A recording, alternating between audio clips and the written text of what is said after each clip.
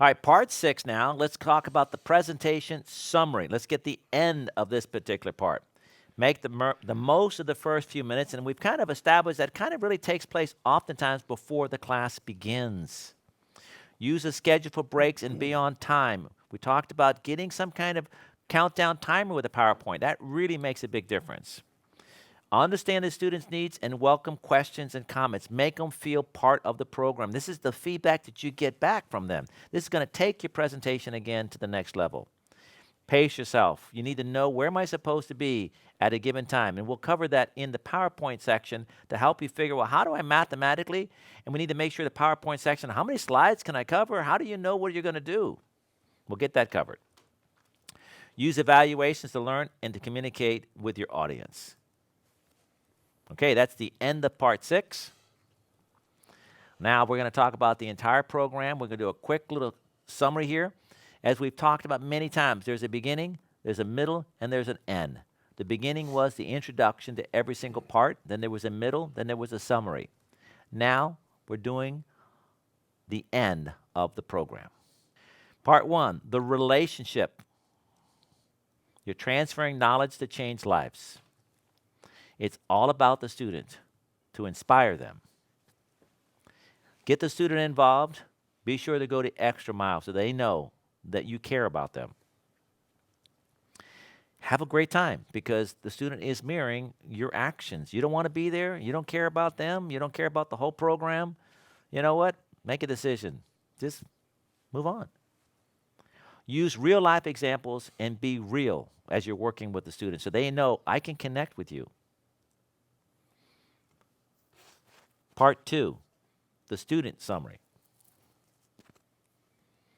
Remember the 5 decision-making styles.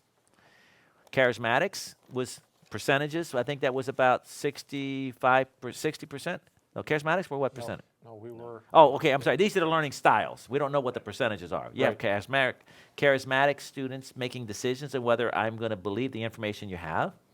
You have the people that are thinkers, thinking this whole thing out. Charismatics are all exciting.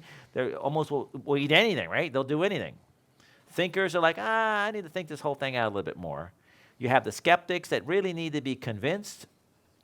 You have people that are followers that will follow a brand name, are going to be trusting that when they believe what is being sold. And then you have the controllers, people that really are going to control their own path, what they believe, and they're going to be kind of difficult. So you got to realize as you're working with the students that, you know, you have different types of decision-making styles. Then the 3 learning styles. This was the visual learners, 65%. And because visual learners are 65%, and I'm a visual learner, all our textbooks has amazing graphics. Auditory learners, well, that's where our DVDs, that's where MP3s come in for people to be able to hear things. That's where your job comes in as an instructor, to be able to make the presentations. But as an instructor, you know, you want to be able to bring in other tools. You know, having textbooks, professional like our textbooks, and playing DVDs in the classroom, students can see something like that. And also having audio, you know, so you're talking. So you want to bring as many elements as you can in. It shouldn't be just you standing there by yourself. If you can avoid it. Ryan, do you ever use any little video clips of some things taking place in any of your seminars? Yeah, you know, I've got a few. Yeah. Yeah. You find the right time. I can't say that I have one in every class that I teach, but yeah, I use them certainly. I would say that it's a failure on my part that I think I would get rated better if I would take a little bit more time and find some video clips that are good ones. And I know here's some I've used. I've used some video clips that show how a tamper-resistant receptacle works. And it shows, you know, it opens up, and that's kind of cool. Video clips on an arc fault blast, so they can see the arc fault blast. You know, so I would encourage, we probably need to make sure, maybe we need, as Mike Holt Enterprises, is to come up with a set of video clips that are short little things that presenters can use. Besides our DVD and all the hundreds of video clips on the website, they can also be used. So you're doing an 8-hour class, so your video clips need to be like a minute. Mm-hmm. You know what I mean? It isn't going to be like 12 minutes on how something operates because we don't have that. So we need to, Brian, make sure that we need to come up with a bunch of little mini video clips that instructors could use in their programs, and maybe even title them as, 110 this, whatever the case may be, so people can start incorporating it. And we should start using more of those in our next 2017 program. Yeah, no, I agree. I was actually going to say one of the things that I find video clips really useful for is coming back in the afternoon, after breaks especially. Gives everybody a chance to kind of sit down and refocus. It seems like it takes them a minute after they come back in from the break. They're getting tired. But if you've got that video clip running maybe a minute before you start, and it's a 1 or 2 minute cool thing, everybody's back in and it draws them right back in, and then you're just ready to start. Well, we'll talk about PowerPoint, but you can easily create a PowerPoint countdown timer to incorporate the video clip in the last 3 minutes. Right. And you know the time of the video clip, and then you incorporate that within your program, and it's like, that is a cool video clip. You know what I mean? So these are things that we're looking to do. Bring it together. Okay, auditory learners, hearing, 30%. Then you have your tactile or your kinesthetic learners, and it's a small percentage. And it kind of works for us because we can't, as most presenters, we don't give people much hands-on experience. I mean, we don't have a whole lot. Apprenticeship training programs, of course, will be able to give them the skills. This is the education. You need to have the practice. It's like you're a trainer, you're an instructor. You listen to this, and you never teach a class. Well, how good are you going to be when you teach your first class? Because you have no practice, right? You need to do what? Teach a class and a class and a class and a class. Get the survey, watch it, get reviews, keep it going inside it. So you have to, in order to get to master it, you're going to have the skill. All right, let's continue on. Part 3, the instructor. Key elements of a great instructor include credibility, honesty, hold yourself up all the time. Common ground. You're there. We're like we talked about it. Disrupt the student. I don't want you there, and you don't want to be here. Man, I mean, that's a beautiful thing, right? We're both in agreement, so that's not a problem. We just got to figure out how we're going to make this thing move from this point on here. Valuable information. That we have the information that we want to give it to them. We have the information. Our job is to make sure we communicate it to that student. Understanding the emotion. People are emotional. People have feelings. And we got to realize that we got to be careful as the instructor to make sure we recognize the emotions and that we don't dismiss it. Ryan? One of the things I was going to bring up, and I kind of forgot to, is I would really recommend to any instructor to take a personality test. Yeah. I don't think I brought that up in the other DVD or yesterday. And you'll be surprised. You'll really learn a lot about yourself, and you'll understand, for example, how to deal with emotion. My personality type is, I like facts, and mine should have just said, you are the worst kind of personality if you want to be a mean person. That's you. So I have to remember that, and I have to remember that I'm not that good at reading emotion and dealing with that. So it's something that I always have to keep in mind. Well, I think you're better than you think you are. Well, yeah, I mean, of all the personality types, mine is the jerkiest type. I guess that would be the better way of saying it, right? Well, you know what that is, though? That has to do with maturity. You're still young. Right. You're still growing. You know what I mean? And you're still evolving. And I think you're going to look back in 15, 20 years from now, and you're going to say, wow. Because like I mentioned to you, and I mentioned to class, when I was about your age, I was really a very nice person. Right. Really a not very nice person. I was really not proud of myself. And unfortunately, that was actually recorded. Yeah. And there's people who have videotapes of that. Hey, I got your videotapes in the 80s. I'm like, Oh, really? So, yeah. So you don't have, you don't have. Part 3, the instructor, continuing on. Command by your presence and poise. You come in dressed, you come in ready, you're excited. That's your job. Preparation is the key to success. You are ready to go. There's no question about it. Teach what they need to know. Don't get into all kinds of fancy stuff. Keep it simple. Make learning fun. Let people have a great time. They're leaving there smiling, just shaking their head. This guy's crazy. Give it everything you have. And when you do that, you get done with the end of the class, and you are totally just wasted. You don't want to know. You go to a restaurant, listen, I don't want to see a menu. I don't care. Give me oatmeal. You know what I mean? Just give me steak. It doesn't really matter. I just can't think. I'm exhausted. Part 4, the presentation skills. Not the presentation, but the skills of a presentation. Eye contact enhances your presentation. We talked about the importance. Using humor carefully, being careful. Move around the class, don't stay stuck, don't sit down, but move around with the purpose. If you can, it'd be great if you can remember people's names. That would be in very, very small venues that you can do that. Use participation to gauge your students. You want to make sure in your presentation skills that you figure out how you can get them engaged so that you can understand whether they're involved or not.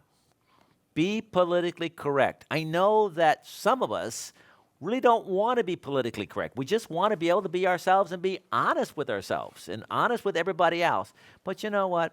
Look at the Democrats and Republicans. We know it's a 50-50 split, right? So no matter what side you are, if you say something, for a fact, you're going to upset 50% of the people. So, we've already established right now. If you have men and you have women, okay, right there, for a fact, a guy's going to say something stupid. That's not even a question. It's just a done deal. A guy's going to say something stupid because you're not thinking. No, you need to be, you're a leader. Once you're a leader, you have to be what? Listen, we don't get involved in anything else like that. You know what? What does it have to do with the class? We're teaching the technical thing. Why are we getting involved in anything else like that? Nothing with that at all. Let's just talk about it, what we're talking about. Don't get involved in personal opinions. Use the 75-15 rule, and that was what? 75 minutes of lecture, then a 15-minute break, so that we can keep the pace. And at 75 minutes, you have what? 75 minutes in the first section. How many 75 minutes do we have? What, 2 in the morning and 2 in the afternoon? Mm-hmm. That means I have to take my program for a one-day program. That means I got 4 parts. I got to take my PowerPoint slides. I got to break it down into half, and I got to break it down into half, and I get to know, okay, I need to go to slide number 72 by this point. So I can't have some extraneous thing that I'm going to go take off over there and get this other question over there. I'm saying, I'm sorry, I can't do it right now. Get with me at break time. I got to stick with the program. And then you make sure you pace yourself. Continuing on. Don't talk too fast. We talked about talking, and some people get excited. Probably should say don't talk too fast and don't talk too slow. And I don't think we talked about monotone voice. I'm already like, you are getting sleepy. Stop. You are getting very sleepy. All right? So, but you got to be aware. And I'm aware that I talk too fast. And I tell people, guys, slow me down. Tell me to slow down. Change the voice to express yourself. High pitch, lower pitch, excitement, speed up, slow down. Kind of add some energy in there. Part 5, the classroom setting. This is physical stuff. Capture the imagination before the students even start, before they even walk in the door, like, hey, what's going on here? Got a pile of books over there. You got this over here. You got some things here, I love this place. Man, this is kind of cool, Next one, use the most professional facility you can. Room temperature can affect the attention span. Too hot, too cold, people distracted. Set up the room in a classroom style with tables. You don't want to be sitting in a theater style where you have, I need a room for 80 people. Not a problem. You get there and you're like, oh my gosh. It's a room for 8,000. It's an 80 people for 8,000, or it's an 80 people for 20 people, and they put 80 chairs. Right. No tables. Right. And you're like, I have to tell you a story about the room setup. I'm in Texas somewhere, and it's supposed to be 40 people. They found out they had 85 people registered for a room of 40. Ugh. And I got there, and they're putting in 80 chairs in a room that only fits 40 people. Right. And I'm like, okay, this is not happening. We need to get a room for 80 people, 2 people per table, the whole thing like that. Okay, I would compromise to how many people per table if I had to. What would I go down to? 3. Mm-hmm. And what else can you do? And that is, these electricians are big boys, you know what I mean? And I was enraged. I did everything I possibly could. I was going crazy. They could not get me the room. They set it up for 85 people, and I'm apologizing to everybody, and I'm thinking this is a disaster because you have like 5 people per table. Right. And there's no way, there is no room, and the tables are what? Add an extra table in the back, right? And that does what? It compresses everybody. This was, how does that, how am I feeling when I start my introduction to my class? Right. I'm already sweating. I'm already just upset. Total different dynamic than I expected. Was an unbelievable class. Something happened when everybody was that close. So I just want you to know that we have this fear of something that we're thinking the best thing is all the separation. But it brought this class together in a way that it would never have brought the class together. People were close to each other. You can talk to each other. You can lean back. I mean, it's a little uncomfortable, right? But the emotion of the class was amazing. So there's a positive. Now, there's no way you can have an 8,000, like we talked about. I've done an auditorium with maybe 1,000 people, and I had like 80 people in the room, and there's 1,000 people auditorium. There's no way that could be fun. Okay, so continuing on. Classroom style. Part 5. Use the most professional facility you can use. Select the correct audiovisual equipment for the venue. Proper size. Tools. Be prepared for equipment failures. Hey, sometimes Brian, like you said, you lost everything. The guy took the key and turns off the computer and like, okay, I guess we're just going to talk this out. Yep. All right, what are you going to do? Use a platform when necessary. We talked about that. Larger venues, you need to be able to stand up higher so people can see you. Make them comfortable with water, coffee, etc. Part 6, the presentation, we just covered that, so this is going to be a real short summary. Make the most of the first few moments. Make eye contact. Make friends. But all this could be done before the actual presentation begins. This is the first hour that you're there, after you set your equipment up. Use a schedule for breaks and be on time. Have a beginning and a middle and an end to your program, an absolute plan. Understand the students' need and welcome questions and comments. Pace yourself. We got to get the timing. We'll cover that in our PowerPoint presentation part. And use the evaluations to communicate with your audience. Now that's the official finish of the first 6 units. And we're going to have an annex that we're going to be doing for PowerPoint. And maybe we'll make it part 8 or something like that. I'm not sure exactly what we're going to do with that one there. Guys, any final comments on this that you want to say before we get into PowerPoint? Well, it's just like anything else. You want to get better at it, then you got to do it. You're not going to become a better instructor by watching this video 1,000 times if you don't teach, right? So be like, understand that it's never going to be perfect. You're never going to teach the perfect class. Sometimes you get home and you feel fantastic and you just crushed it, but there's still something that you could have done better. So be mindful of that, and when something does go wrong, don't let it completely destroy you. Brian? Yeah, I think I just want to add on to what Ryan said. I think sometimes as instructors we're afraid that we're going to fail. And I know I have done classes, seminars, presentations, and just convinced it was a complete disaster how I felt.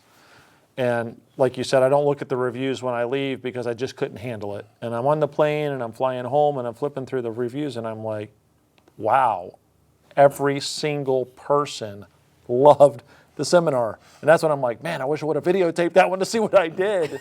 But don't be afraid you're going to fail, because sometimes when you feel like you're at your weakest moment, you're actually so genuine, and you're putting so much effort into it. It turns out great. So just do it. Don't be scared to try, because it can only get better every time you do it. Eric? Yeah, I'd say that training is the ultimate learning experience. And one of the things I really like about the streaming is that here the streamers are seeing us, and we're just guys. I mean, we're real people, and we're learning from each other. We're learning from the streamers, and so we're all on a journey. We're always learning. So hey, let's jump in and help each other the best we can.